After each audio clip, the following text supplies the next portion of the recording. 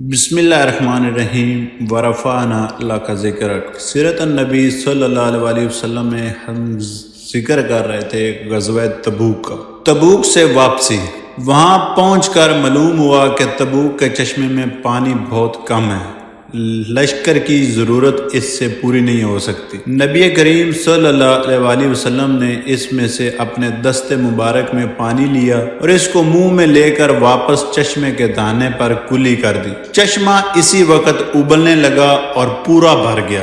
اس طرح سب نے پانی سے سیراب حاصل کیا۔ یہ علاقہ اس وقت بالکل بنجر تھا۔ اس موقع پر نبی کریم صلی اللہ علیہ وسلم نے حضرت معاذ رضی اللہ تعالیٰ عنہ سے ارشاد فرمایا، اے معاذ، اگر تمہاری عمر نے وفا کی تو تم دیکھو گے یہ علاقہ باغ و بہار بن جائے گا، یعنی گرد و پیش کی یہ سرزمین بغات والی نظر آئے گی۔ مورخ علامہ ابن عبد البر اندلسی لکھتے ہیں کہ میں نے وہ علاقہ دیکھا تھا، تمام کا تمام باغات سے بھرا ہوا تھا۔ تبوک کے مقام تک پہنچنے سے ایک رات پہلے نبی کریم صلی اللہ علیہ وسلم ایک رات سوئے تو صبح آپ صلی اللہ علیہ وسلم کی آنکھ دیر سے کھلی۔ بیدار ہوئے تو سورج سوا نیزے کے قریب بلند ہو چکا تھا۔ اس سے پہلے رات کو آپ صلی اللہ علیہ وسلم نے حضرت بلال رضی اللہ تعالیٰ عنہ کو جاگ کر نگرانی کرنے اور فجر کے وقت اٹھانے کا حکم دیا تھا۔ حضرت بلال رضی اللہ تعالیٰ عنہ ٹیک لگا کر بیٹھ گئے تھے۔ اتفاق سے ان کی بھی آنکھ لگ گئی، وہ بھی سوتے رہ گئے۔ اس طرح نماز کا وقت نکل گیا۔ نبی کریم صلی اللہ علیہ وسلم نے حضرت بلال رضی اللہ تعالیٰ عنہ سے فرمایا، کیا میں نے تم سے کہا نہیں تھا کہ ہمیں فجر کے وقت جگا دینا؟ جواب میں حضرت بلال رضی اللہ تعالیٰ نے عرض کیا، اے اللہ کے رسول، جس چیز نے آپ کو غافل کر دیا اس نے مجھے غافل کر دیا، یعنی مجھے بھی نیند آ گئی تھی۔ آپ صلی اللہ علیہ وسلم نے وہاں سے پڑاؤ اٹھانے کا حکم فرمایا اور اس کے بعد فجر کی نماز ادا کی گئی، یعنی یہ قضا نماز تھی۔ تبوک کے سفر کے دوران ایک جگہ پھر پانی ختم ہو گیا۔ نبی کریم صلی اللہ علیہ وسلم کو یہ بات بتائی گئی تو آپ صلی اللہ علیہ وسلم نے حضرت علی اور حضرت زبیر رضی اللہ تعالی عنہما کو حکم دیا، کہیں سے پانی تلاش کر کے لاؤ۔ یہ دونوں حضرات وہاں سے چل کر راستے پر آ بیٹھے۔ جلد ہی انہوں نے دور سے ایک بوڑھی عورت کو آتے دیکھا۔ وہ اونٹ پر سوار تھی۔ اس نے پاؤں دونوں طرف لٹکا رکھے تھے اور مشکیزوں میں پانی بھر رکھا تھا۔ انہوں نے اس سے پانی مانگا۔ اس پر وہ بولی، میں اور میرے گھر والے تم سے زیادہ پانی کی ضرورت مند ہیں، میرے بچے یتیم ہیں۔ اس پر انہوں نے کہا، تم پانی سمیت ہمارے ساتھ اللہ کے رسول صلی اللہ علیہ وسلم کے پاس چلو۔ یہ سن کر وہ بولی، کون رسول؟ وہ جادوگر جن کو بے دین کہا جاتا ہے، نعوذ باللہ۔ پھر تو یہی بہتر ہے کہ میں ان کے پاس نہ جاؤں۔ اس کا جواب سن کر حضرت علی اور حضرت زبیر رضی اللہ عنہما اسے زبردستی نبی کریم صلی اللہ علیہ وسلم کے پاس لے گئے۔ نبی کریم صلی اللہ علیہ وسلم نے جب انہیں اس بڑھیا کو اس طرح لاتے دیکھا تو ان سے فرمایا، اسے چھوڑ دو۔ پھر اس سے ارشاد فرمایا، کیا تم ہمیں اپنے پانی کو استعمال کرنے کی اجازت دو گی؟ تمہارا پانی جوں کا جوں جتنا تم لے کر آئی ہو اتنا ہی محفوظ رہے گا۔ اس پر وہ بڑھیا بولی، ٹھیک ہے۔ اب نبی کریم صلی اللہ علیہ وسلم نے حضرت ابو قتادہ رضی اللہ تعالیٰ عنہ سے فرمایا، ایک برتن لے آؤ۔ وہ برتن لے آئے۔ آپ صلی اللہ علیہ وسلم نے اس عورت کا مشکیزہ کھولا اور اس برتن میں تھوڑا سا پانی لیا۔ پھر آپ صلی اللہ علیہ وسلم نے اپنا دست مبارک اس میں ڈالا اور لوگوں سے فرمایا، میرے قریب آ جاؤ اور پانی لینا شروع کر دو۔ صحابہ کرام رضی اللہ عنہم نے دیکھا پانی اس برتن میں چشمے کی طرح ابل رہا تھا۔ یوں لگتا تھا جیسے آپ صلی اللہ علیہ وسلم کی انگلیوں سے نکل رہا ہو۔ سب اس برتن سے پانی لینے لگے، پینے لگے، اپنے جانوروں کو بھی پلانے لگے۔ پھر انہوں نے اپنے خالی برتن بھر لیے، یہاں تک کہ تمام جانور سیر ہو گئے۔ تمام برتن بھر گئے اور پانی اس برتن میں اسی طرح جوش مار رہا تھا۔ اب آپ صلی اللہ علیہ وسلم نے وہ پانی واپس اس عورت کے مشکیزے میں ڈال دیا اور اس کا منہ بند کرنے کے بعد فرمایا، تم لوگوں کے پاس جو کچھ ہو لے آؤ۔ آپ صلی اللہ علیہ وسلم نے ایک کپڑا بچھا دیا۔ صحابہ کرام رضوان اللہ اجمعین اس کے لیے گوشت اور کھجور وغیرہ لے آئے۔ آپ صلی اللہ علیہ وسلم نے وہ سب اسے دے کر فرمایا، ہم نے تمہارے پانی میں سے کچھ نہیں لیا، یہ چیزیں لے جاؤ، اپنے یتیم بچوں کو کھلا دینا۔ عورت حیرت زدہ تھی، اس نے یہ سارا منظر اپنی آنکھوں سے دیکھا تھا، ایسا منظر اس نے زندگی میں کبھی نہیں دیکھا تھا۔ جب یہ اپنے گھر پہنچی تو گھر والوں نے کہا تم نے بہت دیر لگا دی۔ اس پر اس نے سارا واقعہ سنایا۔ اس بستی کے لوگوں کو بھی یہ واقعہ کا علم ہو گیا۔ آخر یہ بڑھیا بستی کے لوگوں کے ساتھ نبی کریم صلی اللہ علیہ وسلم کی خدمت میں حاضر ہوئی۔ اس نے اور اس کے قبیلے والوں نے نبی کریم صلی اللہ علیہ وسلم کے ہاتھ پر کلمہ پڑھا۔ غزوہ تبوک میں ایک موقع پر کھانے کا سامان ختم ہو گیا، حالت یہاں تک پہنچی کہ ایک کھجور مل جاتی تو ایک پوری جماعت اس کو لے کر بیٹھ جاتی، پھر سب لوگ باری باری اسے چوستے اور دوسروں کی طرف بڑھا دیتے۔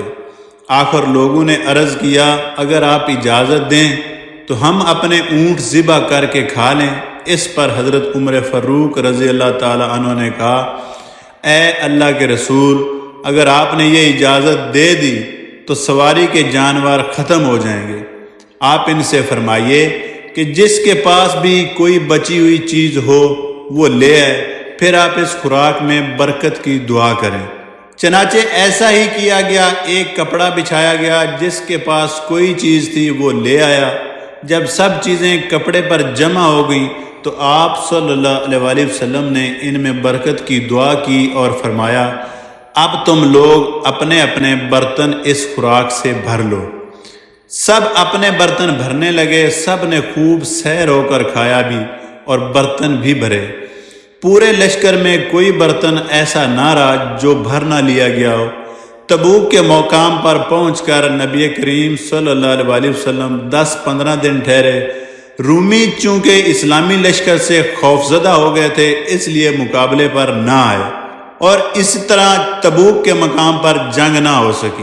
اس دوران آپ صلی اللہ علیہ وسلم قصر نمازیں پڑھتے رہے، یعنی مسافر کی نماز، جس میں ظہر، عصر اور عشاء کی فرض نمازوں میں 4 رکعت کی بجائے 2 رکعت ادا کی جاتی ہیں۔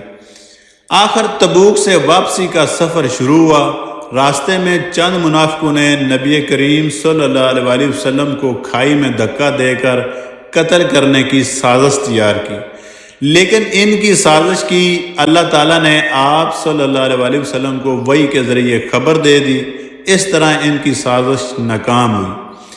مدینہ منورہ کا سفر ابھی 1 دن کا باقی تھا اور اسلامی لشکر ذی اوان کے مقام پر پڑاؤ ڈالے ہوا تھا کہ اللہ تعالیٰ کی طرف سے حکم نازل ہوا کہ مسجد زرار کو گرا دیں۔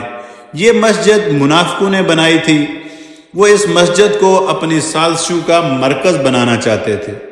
جس وقت نبی کریم صلی اللہ علیہ وسلم تبوک کے لیے روانہ ہوئے تھے اور اس مسجد کے پاس سے گزرے تھے، تب ان منافقوں نے آپ صلی اللہ علیہ وسلم سے اس مسجد میں 2 رکعت ادا کرنے کی درخواست کی تھی۔ اس وقت آپ صلی اللہ علیہ وسلم نے ارشاد فرمایا تھا کہ واپسی پر پڑھوں گا، لیکن واپسی پر اللہ تعالیٰ نے ان کی سازش سے باخبر کر دیا۔ چنانچہ نبی کریم صلی اللہ علیہ وسلم نے صحابہ کرام رضوان اللہ اجمعین کو حکم دیا، اس مسجد میں جاؤ اور جن لوگوں نے وہ مسجد بنائی ہے ان کی آنکھوں کے سامنے اس کو آگ لگا کر گرا دو۔ اس مسجد کو بنانے والے بڑے ظالم لوگ ہیں۔ چنانچہ صحابہ کرام رضوان اللہ اجمعین نے حکم کی تعمیل کی۔ مغرب اور عشاء کے درمیانی وقت میں ایسا کیا گیا، مسجد کو بالکل زمین کے برابر کر دیا گیا۔ جب نبی کریم صلی اللہ علیہ وسلم لشکر کے ساتھ مدینہ منورہ میں داخل ہوئے تو فرمایا، یہ شہر پاکیزہ اور پرسکون ہے، میرے پروردگار نے اس کو آباد کیا ہے۔ یہ شہر اپنے باشندوں کے میل کچیل کو اس طرح نکال دیتا ہے جس طرح لوہار کی بھٹی لوہے کے میل کچیل کو دور کر کے صاف کر دیتی۔ پھر اود کے پہاڑ کے لیے فرمایا، یہ اود کا پہاڑ ہے، یہ پہاڑ ہم سے محبت کرتا ہے اور ہم بھی اس سے محبت کرتے ہیں۔ اس سفر میں جانے سے کچھ لوگوں نے جی چرایا تھا، مدینہ منورہ میں داخل ہوتے ہی نبی کریم صلی اللہ علیہ وسلم نے حکم فرمایا، جب تک میں حکم نہ دوں تم اس وقت تک ان لوگوں سے نہ بولنا نہ ان کے ساتھ اٹھنا بیٹھنا۔ واقعہ رجی اور بر معونہ، یہ حکم ملنے پر سب صحابہ کرام رضی اللہ عنہم نے ان لوگوں سے علیحدگی اختیار کر لی۔ خود نبی کریم صلی اللہ علیہ وسلم بھی ان سے بات چیت کرنا بند کر دی۔ صحابہ کرام نے تو یہاں تک کیا کہ ان لوگوں میں کسی کا باپ اور بھائی بھی تھا تو اس نے اس سے بھی بات چیت ترک کر دی۔ جب نبی کریم صلی اللہ علیہ وسلم تبوک کے لیے روانہ ہوئے تھے، اس وقت منافقوں کی ایک جماعت مدینہ منورہ ہی میں رہ گئی تھی۔ ان کی تعداد 80 کے قریب تھی۔ انہوں نے جہاد پر نہ جانے کے لیے مختلف ہیلے بہانے کیے تھے، لیکن ان کے علاوہ 3 مسلمان ایسے تھے جو صرف سستی کی وجہ سے نہیں گئے تھے۔ یہ حضرت کعب بن مالک، مرارہ بن ربیع اور ہلال بن امیہ رضی اللہ عنہم تھے۔ ان حضرات سے مسلمانوں نے بات چیت بند کر دی۔ جب انہوں نے نبی کریم صلی اللہ علیہ وسلم کی خدمت میں حاضر ہو کر اپنا عذر پیش کیا تو آپ صلی اللہ علیہ وسلم نے ان سے فرمایا، تم لوگ جاؤ، اللہ تعالیٰ تمہارے حق میں فیصلہ فرمائیں گے۔ چند دن بعد آپ صلی اللہ علیہ وسلم نے انہیں اپنی بیویوں سے بھی الگ رہنے کا حکم فرمایا۔ انہوں نے بیویوں کو اپنے ماں باپ کے گھر بھیج دیا، البتہ حضرت ہلال بن امیہ رضی اللہ تعالیٰ عنہ بوڑھے تھے۔ ان کے بڑھاپے کی وجہ سے انہیں اتنی اجازت دی گئی کہ بیوی گھر میں رہ کر خدمت کر سکتی ہے، لیکن رہیں گے الگ الگ۔ اس طرح 50 دن گزر گئے۔ سب لوگ ان 3 حضرات سے بات چیت چھوڑ چکے تھے۔ 50 دن بعد اللہ تعالیٰ نے ان کی توبہ قبول فرمائی۔ لوگوں نے انہیں مبارکباد دی۔ تینوں حضرات نبی کریم صلی اللہ علیہ وسلم کی خدمت میں حاضر ہوئے۔ آپ صلی اللہ علیہ وسلم نے بھی انہیں مبارکباد دی۔ ان حضرات نے اس خوشی میں اپنا بہت سا مال صدقہ کیا۔ غزوہ تبوک کے بعد نبی کریم صلی اللہ علیہ وسلم نے کسی جنگ میں خود حصہ نہیں لیا، البتہ صحابہ کرام رضوان اللہ اجمعین کو مختلف مہمات پر آپ روانہ فرماتے رہے۔ جن مہمات میں نبی کریم صلی اللہ علیہ وسلم نے بذات خود حصہ نہیں لیا، ان مہمات کو سریہ کہا جاتا ہے۔ سرایہ یا سریہ کی جمع ہے۔ ایسے سریہ غزوہ تبوک سے پہلے بھی ہوئے اور بعد میں بھی۔ آپ صلی اللہ علیہ وسلم نے اپنی زندگی مبارک میں 47 مرتبہ کے قریب صحابہ کرام رضوان اللہ اجمعین کو سرایہ کے لیے روانہ فرمایا۔ ان میں سے واقعہ رجی اور واقعہ بر معونہ بہت دردناک اور مشہور ہیں۔ پہلے واقعہ رجی کی تفصیلات پڑھیے۔ قبیلہ ازل اور قبیلہ کارا کا ایک گروہ نبی کریم صلی اللہ علیہ وسلم کی خدمت میں حاضر ہوا۔ ان لوگوں نے کہا، اے اللہ کے رسول، ہمارے علاقے میں دین سکھانے کے لیے اپنے کچھ صحابہ کرام رضوان اللہ اجمعین کو بھیج دیجئے۔ رسول اللہ صلی اللہ علیہ وسلم نے اپنے 6 صحابہ کو ان کے ساتھ بھیج دیا۔ ان کے نام یہ ہیں: مرسد بن ابو مرسد گنوا، خالد بن بکیر لیسی، عاصم بن ثابت بن ابو الفلا، خبیب بن عدی، زید بن دسنا اور عبداللہ بن طارق رضی اللہ عنہم۔ حضور اکرم صلی اللہ علیہ وسلم نے مرسد بن ابو مرسد کو ان پر امیر مقرر فرمایا۔ وہ ان لوگوں کے ساتھ روانہ ہو گئے۔ آخر یہ لوگ رجی کے مقام پر پہنچے۔ رجی حجاز کے ایک ضلع میں واقع تھا۔ یہاں پہنچ کر قبیلہ ازل اور کارا کے لوگوں نے قبیلہ حزیل کو آواز دی۔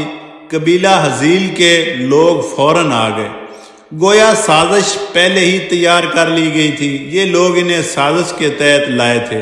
قبیلہ حزیل کے لوگوں کی تعداد 100 کے قریب تھی۔ ان لوگوں نے ان صحابہ کرام رضوان اللہ اجمعین کو گھیر لیا۔ انہوں نے بھی تلواریں سونت لی۔ اس طرح جنگ شروع ہوگی۔ اس جنگ کے نتیجے میں حضرت مرسد، خالد بن بکیر، حضرت عاصم اور عبداللہ بن طارق رضی اللہ عنہم شہید ہو گئے۔ زید بن دسنا اور خبیب بن عدی رضی اللہ عنہم گرفتار ہو گئے۔ حضرت زید بن دسنا رضی اللہ تعالیٰ عنہ نے غزوہ بدر میں امیہ بن خلف کو قتل کیا تھا۔ اس کے بیٹے صفوان نے اپنے باپ کے قتل کا بدلہ لینے کے لیے انہیں ان لوگوں سے خرید لیا اور قتل کروا دیا۔ رہ گئے خبیب بن عدی رضی اللہ تعالیٰ عنہ، انہیں مکہ سے بیر تنعیم کے مقام پر لایا گیا تاکہ انہیں پھانسی پر لٹکا دیں۔ اس وقت حضرت خبیب بن عدی رضی اللہ تعالیٰ نے ان سے فرمایا، مناسب سمجھو تو قتل کرنے سے پہلے مجھے 2 رکعت نماز ادا کر لینے دو۔ انہوں نے اجازت دے دی۔ حضرت خبیب رضی اللہ تعالیٰ نے 2 رکعت بہت اچھی طرح اطمینان اور سکون سے پڑھی۔ پھر ان لوگوں سے فرمایا، میرا جی چاہتا تھا 2 رکعت زیادہ لمبی پڑھوں، لیکن تم لوگ خیال کرتے کہ میں موت کے خوف سے نماز لمبی کر رہا ہوں۔ طریق اسلام میں قتل سے پہلے 2 رکعت نماز سب سے پہلے حضرت خبیب بن عدی رضی اللہ تعالیٰ نے ادا کی۔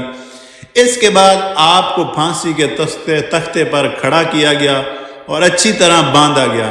اس وقت انہوں نے فرمایا، اے اللہ، میں نے تیرے رسول کا پیغام پہنچا دیا، پس تو بھی رسول اللہ صلی اللہ علیہ وسلم کو اس بات کی خبر پہنچا دے کہ ان لوگوں نے میرے ساتھ کیا کیا ہے۔ اس کے بعد یہ دعا پڑھی، اے اللہ، ان کفار کو گن لے اور انہیں الگ الگ کر کے قتل کر اور ان میں سے ایک کو بھی نہ چھوڑ۔ اس کے بعد کفار نے انہیں شہید کر دیا۔ قریش مکہ کی ایک عورت سلافہ کے 2 بیٹے حضرت عاصم رضی اللہ تعالیٰ عنہ کے ہاتھوں قتل ہوئے تھے۔ اس نے منت مانی تھی کہ کوئی مجھے عاصم رضی اللہ عنہ کا سر لا کر دے گا تو میں اس کی کھوپڑی میں شراب ڈال کر پیوں گی۔ حضرت عاصم رضی اللہ تعالیٰ عنہ کو اس کی اس منت کا پتہ تھا، چنانچہ شہید ہونے سے پہلے انہوں نے دعا کی تھی کہ اے اللہ، میری لاش ان کے ہاتھ نہ لگے۔ چنانچہ جب انہیں شہید کر دیا گیا اور وہ لوگ لاش کو اٹھانے کے لیے بڑھے تو ان پر شہد کی مکھیوں نے حملہ کر دیا۔ وہ بھاگ کھڑے ہوئے۔ پھر انہوں نے فیصلہ کیا کہ رات کے وقت لاش اٹھا لیں گے۔ رات کو تو شہد کی مکھیاں نہیں ہوں گی، لیکن رات کو اللہ تعالیٰ نے پانی کا ایک ریلا بھیجا جو لاش کو بہا لے گیا۔ اس طرح اللہ تعالیٰ نے ان کی لاش کی حفاظت فرمائی۔ حضرت خبیب رضی اللہ تعالیٰ عنہ کی دعا بھی پوری ہو گئی۔ نبی کریم صلی اللہ علیہ وسلم کو وحی کے ذریعے بتایا گیا کہ ان کے ساتھ کیا سلوک کیا گیا ہے۔ نبی کریم صلی اللہ علیہ وسلم نے صحابہ کرام رضوان اللہ اجمعین کو بھی یہ خبر سنائی۔ واقعہ رجی کے دنوں ہی میں بر معونہ کا واقعہ پیش آیا۔ اس کی تفصیل کچھ یوں ہے۔ نبی کریم صلی اللہ علیہ وسلم کے پاس قبیلہ بنی عامر کا سردار ابو عامر آیا۔ آپ صلی اللہ علیہ وسلم نے اسے اسلام کی دعوت دی۔ اسلام قبول کرنے کی بجائے اس نے کہا، میں سمجھتا ہوں کہ آپ کا پیغام نہایت شریفانہ اور اچھا ہے۔ بہتر یہ ہے کہ آپ اپنے کچھ صحابہ کو نجد والوں کی طرف بھیج دیں۔ وہاں قبیلہ بنی عامر اور بنی سلیم آباد ہے، وہ وہاں دین کی دعوت دیں۔ مجھے امید ہے کہ نجد کے لوگ آپ کی دعوت کو قبول کریں گے۔ اس پر نبی کریم صلی اللہ علیہ وسلم نے فرمایا، مجھے نجد والوں کی طرف سے اندیشہ ہے، کہیں وہ میرے صحابہ کو نقصان نہ پہنچائیں۔ یہ بات آپ صلی اللہ علیہ وسلم نے اس لیے فرمائی کہ ابو عامر کا چچا عامر بن طفیل اسلام کا بدترین دشمن تھا اور وہاں کے لوگ بھی سخت مخالف تھے۔ آپ کی بات سن کر ابو عامر نے کہا، آپ کے صحابہ میری پناہ میں ہوں گے، میری ذمہ داری میں ہوں گے۔ آپ صلی اللہ علیہ وسلم نے اس سے وعدہ کر لیا۔ وعدہ لے کر ابو عامر چلا گیا۔ آپ نے حضرت منظر بن عمر رضی اللہ تعالیٰ عنہ کو 40 یا 70 آدمیوں کے ساتھ روانہ فرمایا۔ یہ سب کے سب نہایت عابد اور زاہد صحابہ کرام رضوان اللہ اجمعین تھے۔ نبی کریم صلی اللہ علیہ وسلم نے انہیں ایک خط بھی لکھ کر دیا۔ یہ لوگ مدینہ منورہ سے روانہ ہوئے اور بر معونہ پر جا ٹھہرے۔ بر معونہ بنی عامر اور بنی سلیم کی سرزمین کے درمیان میں تھا۔ بر کنویں کو کہتے ہیں، یعنی معونہ کا کنواں۔ اس علاقے کو ہرہ کہا جاتا ہے۔ یہاں سیاہ پتھر کثرت سے تھے۔ یہاں پہنچ کر ان حضرات نے حضرت حرام بن ملیحان رضی اللہ تعالیٰ عنہ کو نبی کریم صلی اللہ علیہ وسلم کا خط دے کر عامر بن طفیل کی طرف بھیجا۔ حضرت حرام رضی اللہ تعالیٰ عنہ اس کے پاس پہنچے اور نبی کریم صلی اللہ علیہ وسلم کا خط اسے دیا۔ اس نے خط پڑھنا بھی گوارا نہ کیا۔ ادھر حضرت حرام رضی اللہ تعالیٰ عنہ نے خط دیتے وقت ان سے کہا، اے لوگو، میں رسول اللہ صلی اللہ علیہ وآلہ وسلم کے قاصد کی حیثیت سے تمہارے پاس آیا ہوں، اس لیے اللہ اور اس کے رسول پر ایمان لے آؤ۔ ابھی وہ یہ الفاظ کہہ رہے تھے کہ عامر بن طفیل نے ایک شخص کو اشارہ کیا، وہ ان کے پیچھے آیا اور پہلو میں نیزہ دے مارا، نیزہ ان کے جسم کے آر پار ہو گیا، فوراً ہی ان کے منہ سے نکلا اللہ اکبر، رب کعبہ کی قسم میں کامیاب ہو گیا۔ انہیں شہید کرانے کے بعد عامر بن طفیل نے اپنے لوگوں سے کہا اب اس کے باقی ساتھیوں کو بھی قتل کر دو۔ انہوں نے ایسا کرنے سے انکار کر دیا کیونکہ انہیں یہ بات معلوم تھی کہ یہ آنے والے حضرات ابو عامر کی پناہ میں ہیں۔ ان کی طرف سے انکار سن کر عامر بن طفیل نے بنی سلیم کو پکارا۔ اس کی پکار پر قبیلہ اسب اور رال اور ذاکوان کے لوگ فوراً آ گئے۔ یہ سب لوگ مسلمانوں کی طرف بڑھے اور انہیں گھیر لیا۔ مسلمانوں نے جب یہ صورتحال دیکھی تو فوراً تلواریں سونت لی، جنگ شروع ہو گئی۔ آخر لڑتے لڑتے یہ صحابہ کرام رضوان اللہ اجمعین شہید ہو گئے۔ ان میں سے صرف کعب بن زید رضی اللہ تعالیٰ عنہ زندہ بچ گئے۔ وہ شدید زخمی تھے، کفار نے انہیں مردہ خیال کیا، بعد میں انہیں میدان جنگ سے اٹھایا گیا تھا اور یہ ان زخموں سے تندرست ہو گئے تھے۔ ان کے علاوہ حضرت عمرو بن امیہ زمری رضی اللہ تعالیٰ عنہ اور ان کے ساتھ ایک اور صحابی بھی اس لڑائی میں زندہ بچ گئے۔ جب مشرکوں نے مسلمانوں کو گھیرے میں لیا تھا تو یہ دونوں اس وقت اونٹ چرانے گئے ہوئے تھے۔ جب ادھر ان صحابہ کو شہید کیا جا رہا تھا، اس وقت نبی کریم صلی اللہ علیہ وسلم مدینہ منورہ میں خطبہ ارشاد فرما رہے تھے۔ گھیرے میں آنے کے بعد مسلمانوں نے یہ دعا کی تھی، اے اللہ، ہمارے پاس تیرے سوا ایسا کوئی ذریعہ نہیں کہ جو ہماری طرف سے تیرے رسول کو یہ خبر پہنچا دے۔ اللہ تعالیٰ نے ان کی دعا قبول فرمائی۔ حضرت جبریل علیہ السلام نے فوراً نبی کریم صلی اللہ علیہ وآلہ وسلم کو اس واقعے کی خبر دی۔ آپ صلی اللہ علیہ وآلہ وسلم نے خطبے کے دوران ہی یہ خبر صحابہ کرام رضوان اللہ اجمعین کو سنائی۔ تمہارے بھائی مشرکوں سے دوچار ہو گئے، مشرکوں نے انہیں شہید کر دیا۔ ادھر عمرو بن امیہ زمری رضی اللہ تعالیٰ عنہ اور ان کے ساتھی اونٹ چرانے گئے ہوئے تھے۔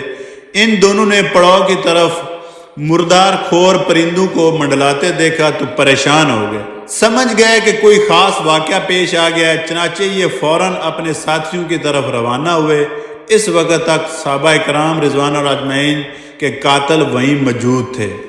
آج تک کے لیے دوستو اتنا ہی۔ اللہ تعالیٰ کمی بیشی معاف فرمائے۔ ملتے ہیں اپنی نیکسٹ ویڈیو میں۔ والسلام۔